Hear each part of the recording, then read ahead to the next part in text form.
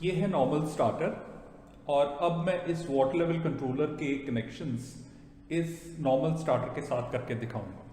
इसमें भी दो NO स्विचेस हैं। एक स्विच जो है वो स्टार्ट कैपेसिटर को मोटर के साथ जोड़ता है जब तक हम इसको दबा के रखते हैं, और दूसरा जो NO स्विच है वो दबाने के बाद इसके कंटैक्टर को कॉइल को सप्लाई देता है।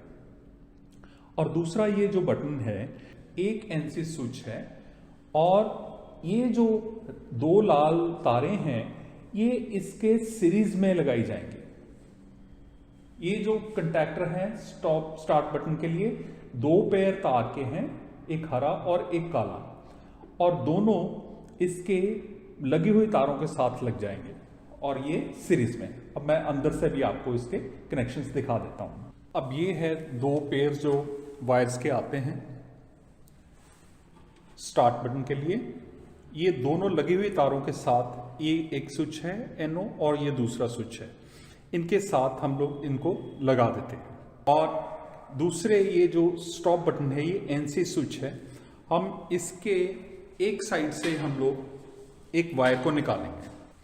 कोई भी दोनों में से एक वायर जो आपको आसानी से निकल सकती है तो उसको निकाल लीजिए, और इसको यहां से निकालने के बाद आप इस जगह पे ये दो तार जो कंट्रोलर से आती हैं वो हम एक तार को इसके साथ हम लगा देते हैं यहां पे, और दूसरी तार जो है जो यहां से निकली है तार उसको हम इसके साथ कंट्रोलर से जो दूसरी तार आती है वो इसके साथ जोड़ देते हैं। और ये जो जॉइंट कैप्स हैं ये अवेलेबल होते हैं पैकिंग बॉक्स में, और इसके ऊपर आप लगा करके इसको यहाँ पे फिक्स कर देते हैं। अब मैं आपको कनेक्शन कंप्लीट करने के बाद इसको चला के दिखाता हूँ। मैं कंट्रोलर को ऑन करता हूँ, एक हरी लाइट आ जाती है स्टैंड बाई, जो ये बताती है कि अब कंट्रोलर है वो ऑटोमेटिक मोड में है। जैसे ही पानी वाटर टैंक में नीचे जाएगा और एक लेवल पे पहुंचेगा जहां पे हमने एक सेंसर स्विच को सेट कर रखा है, तो ये ऑटोमेटिकली स्टार्टर को ऑन कर देगा, परंतु करेगा वैसे ही 3 सेकंड के लिए जो इस स्टार्टर की रिक्वायरमेंट है।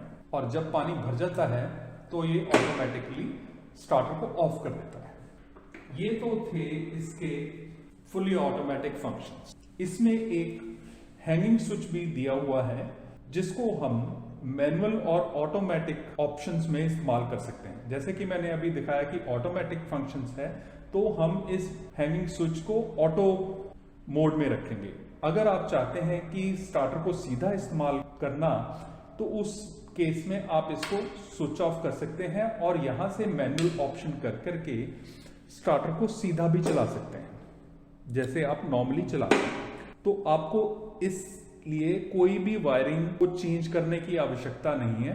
दोनों ही ऑप्शंस आप एक स्विच के जरिए आप कर सकते हैं।